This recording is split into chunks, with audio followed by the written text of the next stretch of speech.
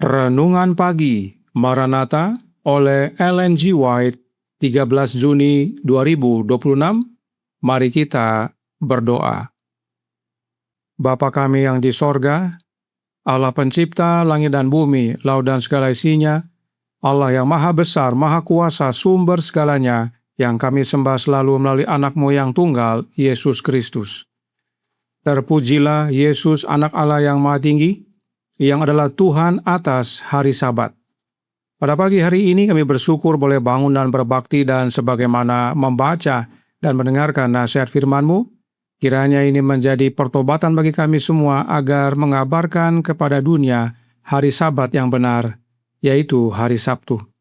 Beserta kami sepanjang perbaktian ini kehendak-Mu yang jadi, ampun kami akan dosa dan salah, karena kami berdoa hanya dalam nama anak Allah yang tunggal, Yesus Kristus, yang adalah Tuhan dan Juru Selamat kami. Amin. Renungan pagi hari ini diambil dari buku Maranatha oleh Ellen G. White, tanggal 13 Juni tahun 2026, yang berjudul Isu Sabat lawan Minggu bergabung. Ayat inti terdapat dalam Wahyu 14 ayat 9 dan 10 yang berbunyi, "Dan seorang malaikat lain, malaikat ketiga, menyusul mereka dan berkata dengan suara nyaring, jikalau seorang menyembah binatang dan patungnya itu dan menerima tanda pada dahinya atau pada tangannya, maka ia akan minum dari anggur murka Allah yang disediakan tanpa campuran dalam cawan murkanya, dan ia akan disiksa dengan api dan belerang di depan mata malaikat-malaikat kudus dan di depan mata Anak Domba." Selama ini, mereka yang memberitakan kebenaran dari pekabaran malaikat ketiga sering dianggap sebagai penebar ketakutan.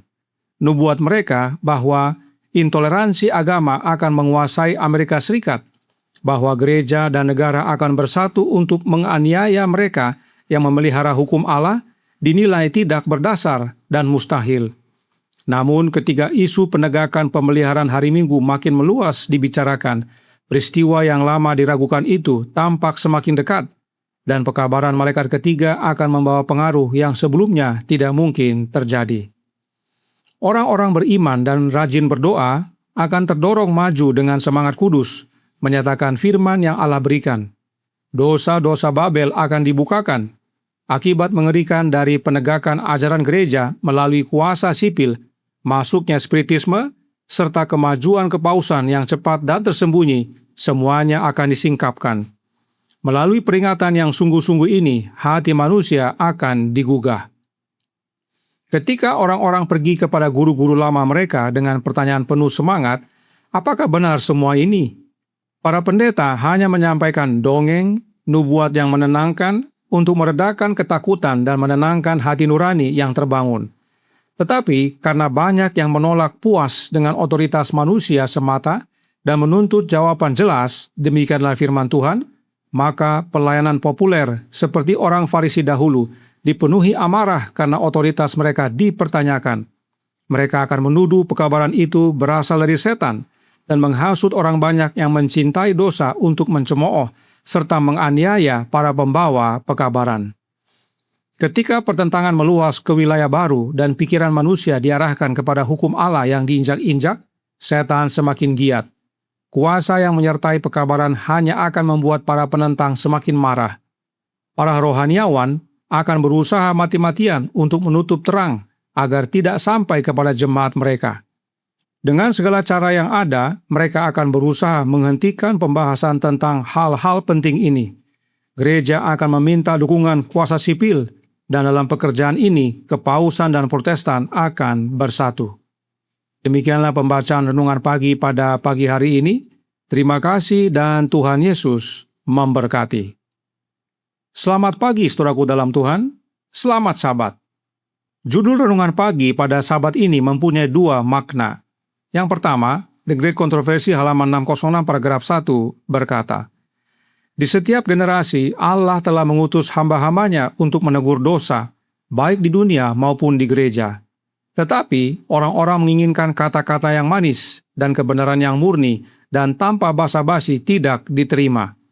Banyak reformator ketika memulai pekerjaan mereka bertekad untuk sangat hati-hati dalam menyerang dosa-dosa gereja dan bangsa. Allah mengutus hamba-hambanya untuk mengabarkan tentang hari Sabat yang benar kepada dunia dan gereja, tanpa basa-basi. Namun, orang-orang tidak mau menerima. Artinya, kebenaran yang disampaikan ditolak. Itu sebabnya renungan pagi hari ini berkata dalam Maranatha halaman 172 paragraf 2. Selama ini, mereka yang memberitakan kebenaran dari pekabaran malaikat ketiga sering dianggap sebagai penebar ketakutan. Nubuat mereka bahwa intoleransi agama akan menguasai Amerika Serikat, bahwa gereja dan negara akan bersatu untuk menganiaya mereka yang memelihara hukum Allah dinilai tidak berdasar dan mustahil. Inilah yang terjadi bagi para juru kabar Allah yang mengabarkan Sabat yang benar. Di sisi lain, The Great Controversy halaman 604 paragraf 2 berkata, isu yang akan dihadapi dunia sungguh menakutkan. Kekuatan-kekuatan bumi bersatu untuk berperang melawan perintah-perintah Allah akan menetapkan bahwa semua orang, kecil atau besar, kaya atau miskin, merdeka atau hamba, Wahyu 13 ayat 16, harus menyesuaikan diri dengan kebiasaan gereja dengan mematuhi hari Sabat palsu. Semua yang menolak untuk patuh akan dikenai hukuman perdata dan akhirnya akan dinyatakan bahwa mereka pantas dihukum mati. Artinya, pendiri Sabat palsu pun berupaya supaya banyak orang menerima, dan bahkan jika menolak akan ada hukuman, bahkan hukuman mati. Demikian juga bagi para penerima Sabat palsu akan menerima hukuman Allah, sebab mereka menolak Sabat yang benar. Inilah salah satu makna isu Sabat lawan Minggu bergabung. Keduanya mempunyai upaya untuk banyak orang menerima, dan keduanya mempunyai hukuman bagi yang menolak. Namun perlu diketahui bahwa mereka yang menolak Sabat palsu akan dihukum oleh manusia yang hanya dapat membunuh tubuh, namun tidak dapat membunuh jiwa. Dan mereka yang menolak Sabat yang benar akan dihukum oleh Allah yang berkuasa membunuh tubuh dan jiwa. Kemudian makna berikutnya yang dikatakan dalam The Great Controversy halaman 608 paragraf 2. Saat badai mendekat, sebagian besar orang yang telah menyatakan iman mereka pada pekabaran malaikat ketiga tetapi belum disucikan melalui ketaatan kepada kebenaran, meninggalkan pendirian mereka dan bergabung dengan barisan oposisi. Oleh bersatu dengan dunia dan mengambil bagian dalam rohnya, mereka telah sampai pada pandangan yang hampir sama. Dan ketika ujian datang, mereka siap untuk memilih sisi yang mudah dan populer. Artinya, banyak dari pemeluk hari Sabat yang benar akan beralih dan bergabung dengan pemeluk Sabat palsu, sebab mereka belum disucikan oleh penurutan akan kebenaran. Selanjutnya Roh Nubuat berkata, orang-orang yang berbakat dan pandai berbicara yang dulunya bersukacita dalam kebenaran, menggunakan kuasa mereka untuk menipu dan menyesatkan jiwa-jiwa. Mereka menjadi musuh paling pahit dari saudara-saudara mereka yang dahulu. Ketika orang-orang yang memelihara Sabat dibawa ke pengadilan untuk mempertanggungjawabkan iman mereka, para murtad ini adalah agen setan yang paling efisien untuk memalsukan dan menuduh mereka, dan melalui laporan serta sindiran palsu untuk menghasut para penguasa melawan mereka. Inilah makna lain dari isu Sabat lawan Minggu yang bergabung. Yang tadinya pemeluk hari Sabat dan bahkan mengabarkan tentang Sabat, tetapi akhirnya bergabung dengan Sabat palsu yang populer. Bahkan menjadi musuh paling pahit bagi saudara-saudara mereka dalam kebenaran. Bukankah hal ini sudah mulai terjadi? Bahkan renungan pagi hari ini berkata dalam Maranatha halaman 172 paragraf 3. Ketika orang-orang pergi kepada guru-guru lama mereka dengan pertanyaan penuh semangat, apakah benar semua ini? Para pendeta hanya menyampaikan dongeng, nubuat yang menenangkan untuk meredakan ketakutan dan menenangkan hati nurani yang terbangun. Tetapi mereka banyak yang menolak puas dengan otoritas manusia semata dan menuntut jawaban jelas, demikianlah firman Tuhan. Maka pelayanan populer seperti orang Farisi dahulu dipenuhi amarah karena otoritas mereka dipertanyakan. Mereka akan menuduh pekabaran itu berasal dari setan dan menghasut orang banyak yang mencintai dosa untuk mencemooh serta menganiaya para pembawa pekabaran. Dan ini pun sudah mulai terjadi. Bahkan para juru kabar kebenaran disebut berasal dari setan. Para juru kabar kebenaran ini dicemooh, dicela. Kenapa? Supaya umat-umat jangan mendengarkan kabar kebenaran. Perhatikan renungan pagi hari ini berkata dalam Maranatha halaman 172 paragraf 4. Para rohaniawan akan berusaha mati-matian untuk menutup terang agar tidak sampai kepada jemaat mereka.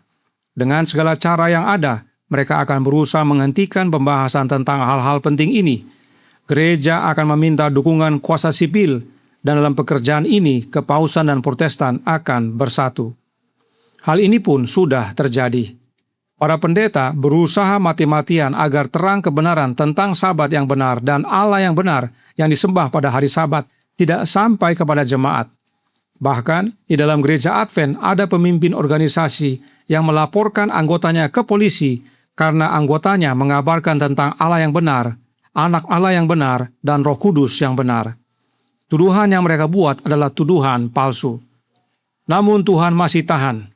Polisi dapat melihat bahwa tuduhan gereja Advent tidak berdasar dan karenanya kasus tidak dapat dilanjutkan. Puji Tuhan. Tetapi hal-hal ini adalah tanda bahwa suatu waktu akan muncul yang lebih besar, dan karenanya selagi ada waktu, kita harus giat kabarkan tentang Sabat yang benar, yaitu hari Sabtu, dan satu-satunya Allah yang benar, yaitu Allah Bapa, sebab hari Sabat adalah untuk menyembah Allah Bapa. Tuhan memberkati, saya bawa dalam nama Yesus. Amin. Mari kita berdoa. Bapa kami yang di sorga, Allah pencipta langit dan bumi, laut dan segala isinya, Allah yang maha besar, maha kuasa, sumber segalanya, yang kami sembah selalu melalui anak-Mu yang tunggal, Yesus Kristus. Terima kasih atas nasihat penting pada pagi hari ini, agar kami menyadari posisi kami masing-masing. Jangan sampai kami bergabung dengan isu hari Minggu dan melawan umat-umat-Mu. Biarlah kami tetap teguh dalam Sabat yang benar, hari Sabtu, dan menyembah Allah yang benar, Allah Bapa, dan menjadi juru kabar-Mu yang penuh kuasa. Karenanya tolong kami ya Bapa, karuniakanlah roh anak-Mu dalam hidup ini, sebab hanya dengan memiliki rohnya Kristus, maka kami tetap teguh pada hari Sabat yang benar, hari Sabtu, dan menyembah Allah yang benar, Allah Bapa, dalam roh dan kebenaran, dan mengabarkan kepada dunia agar mereka mengenal hari Sabat yang benar dan Allah yang benar. Beserta kami sepanjang hari ini kehendak-Mu yang jadi. Ampun kami akan dosa dan salah, karena kami berdoa hanya dalam nama Anak Allah yang tunggal, Yesus Kristus, yang adalah Tuhan dan Juru Selamat kami. Amin.